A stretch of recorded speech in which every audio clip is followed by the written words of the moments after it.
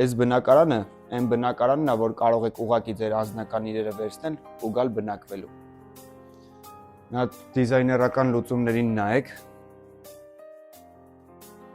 Պարզ երևում է, չէ՞, որ լուրջ դիզայներական թիմ է այստեղ աշխատել։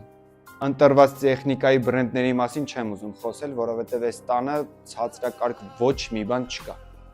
Այն անձնական իրերի պահով, որ ասեցի, եթե շատ է հանկարծ չնեղվեք։ Այստեղ ամեն ինչ կտեղավորվի, որովհետև բոլոր ննջասենյակներում ունենք այսպիսի քլոզետներ։ Եկեք ննջասենյակն էլ նայեք։ Այստեղ ես չգիտեմ, սրա մասին ինչ կարելի է ասել։ Ուղղակի կարելի է առավոտյան նստել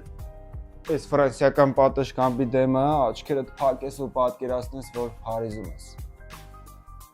Երկրորդ ննջասենյակը նույնպես նմանատիպ լուծումներով է, այստեղ նույնպես ապահովված է ամեն ինչով։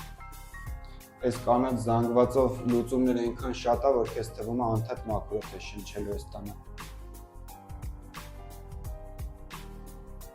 Ներկառուցված պահարանների պակաս չկա այս տան մեջ։ Ու պլյուս, որ ներկառուցված պահարանների պակաս չկա, մեջը ամեն ինչ կա, սպիտակ եղենից սկսած ամեն ինչ տրամադրվում է։ Փարքինգի մասին մոռացանք։ Եկեք համես մեծ հայլին ցույց տամ սիրուն։ Պլյուս ասեմ, որ փարքինգն էլ մտնում է գնի մեջ։ Իսկ գինը չեմ ասելու։